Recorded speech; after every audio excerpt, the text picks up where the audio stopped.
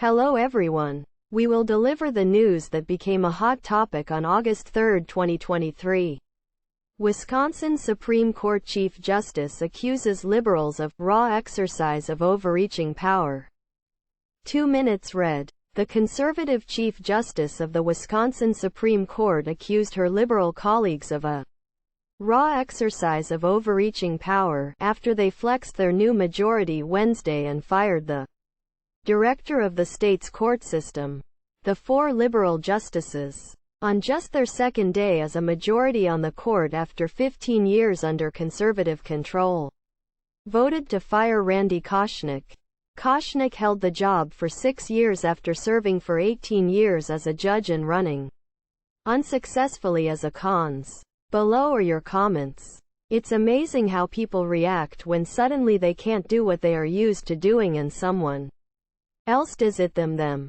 Suddenly. It's an overreach. Yes. It's all well and good when the ultra-right-wing Supreme Court unravels decades of progress in 2 years.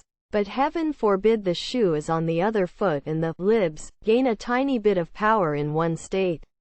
If we did away with districts and just assigned the representatives by the top vote GE.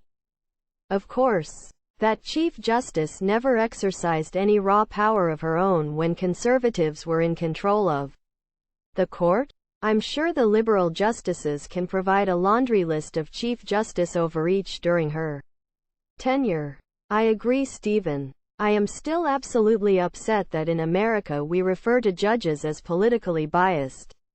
It contradicts everything the courts are supposed to represent. Next news. Harvard law professor spots one major flaw in case against Trump. 1 minute read. Lawrence Tribe said this horrible prospect could wipe away the charges against the former president. Below are your comments. Tribe is 100% correct about the legal system being highly susceptible to politics. However, I would add wealth and power to the legal system's susceptibility. When an average person cannot afford to hire a competent lawyer for even the most trivial cases, let alone the major cases, it's the same as the New York and Georgia cases are different. However, Trump's status as president won't allow him to get rid of his criminal cases in state courts. The Georgia case, at the end of the day, could be the one that really gets Trump put away because he and his acolytes cannot pardon him for this. Just waiting for it. In my opinion, Merrick Garland dragged his BU on this case way too long. I believe he really didn't want to go against Trump. The very foundations that hold democracy is what Trump attacked. If these cases are not adequately exhausted within the judicial extents of the U.S. legal system, a troubling precedent would have been set. We all need to understand that America may not survive another such attack. I hope the law nav. Sadly, there is a portion of the Republican Party that no longer trusts the foundations of our democracy. That's the point. If he is not held accountable, along with his accomplices, then it will only serve as a blueprint for the next time. We have to vote accordingly to save our country. Next news. Donald Trump fires back at Mike Pence after strong rebuke over federal indictment. 3 minutes read. About an hour after former Vice President Mike Pence criticized Donald Trump and his crackpot legal team, Trump took to Truth Social. Below are your comments. This is a little off base regarding this article, but it is something on my mind. I keep hearing that Trump's support within the Republican Party is about 35% and this article mentions it at about 1/3 of the Republican electorate. Figures that seem consistent. I am a Republican. Conservative. Eric, I am not sure how the math works out, but I suspect it has something to do with the Electoral College and our winner-take-all system. He could still win the presidency again even losing the majority of the vote. It's the only way Republicans have won the presidency since Reagan, I believe.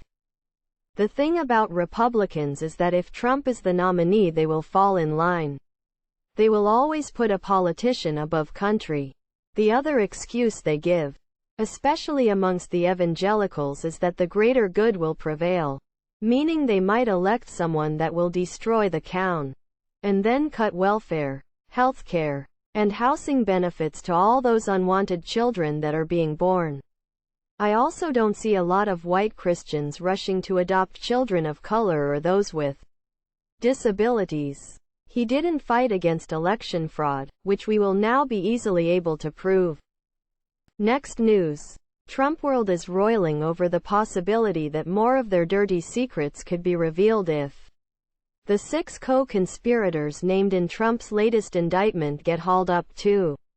NYT's Haberman. 2 minutes read. He's much more rattled than he is projecting, said the New York Times journalist Maggie Haberman. Said of Trump on CNN. Below are your comments. The indictment is a beautiful indictment.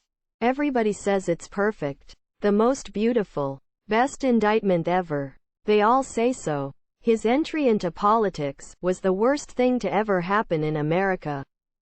He was a sociopath and a narcissist who couldn't differentiate between running private business at the Trump Towers and running government matters at the White House.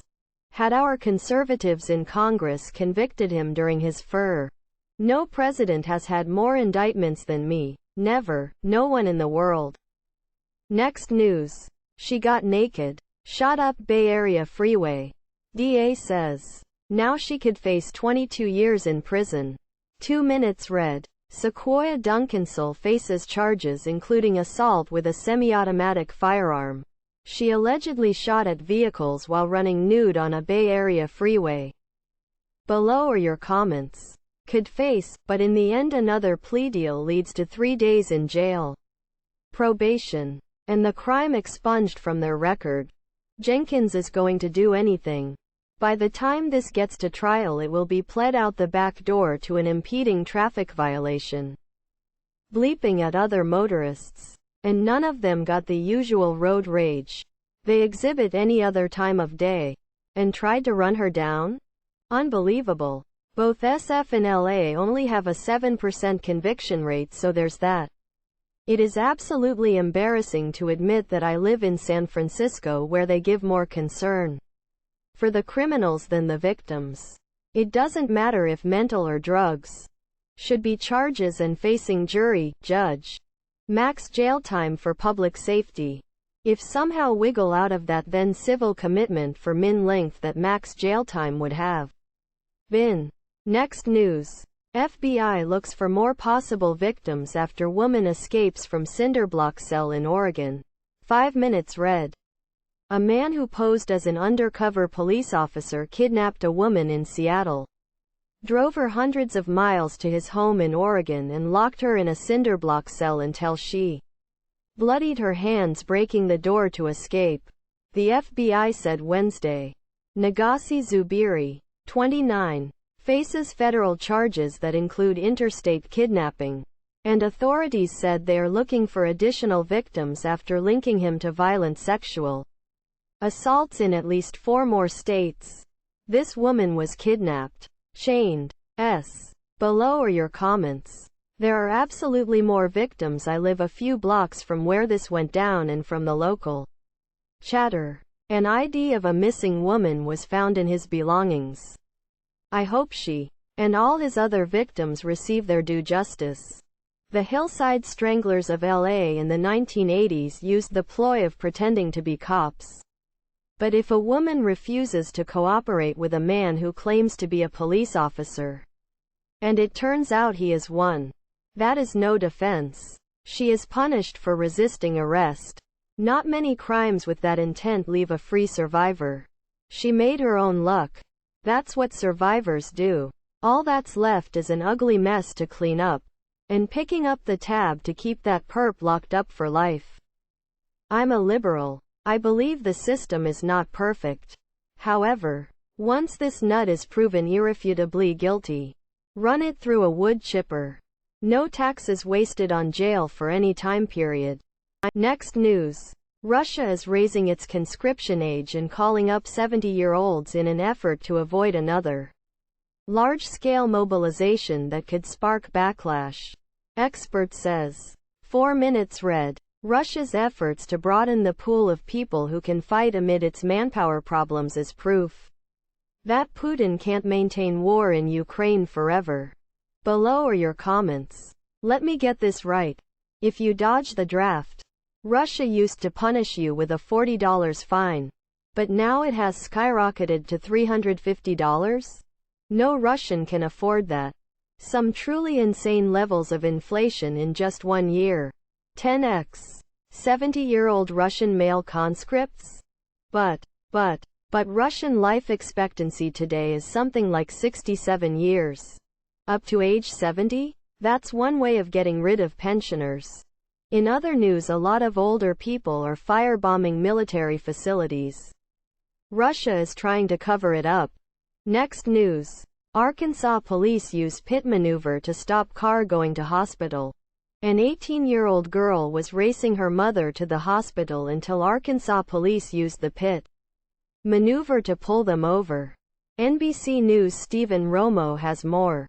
Below are your comments. I don't think a pit maneuver was necessary. Just like last year when they did that to a pregnant lady because they said she didn't signal her lane change. As far as protecting the public, did you see any other cars around before they did the pit?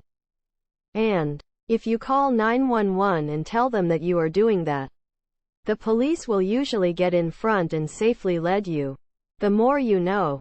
Per calling an ambulance. It isn't like the old days where ambulances could haul cheeks. Many are barely even allowed to drive the posted speed limits anymore. To many accidents, I believe. Gotta ask, how long is it going to take the ambulance to first get to where you are, then to get you? No excuse for driving 100 miles per hour on a highway with other drivers on it, period. Even ambulances do not drive that fast in an emergency. Well, when you're breaking the law and fail to stop for police, something might happen.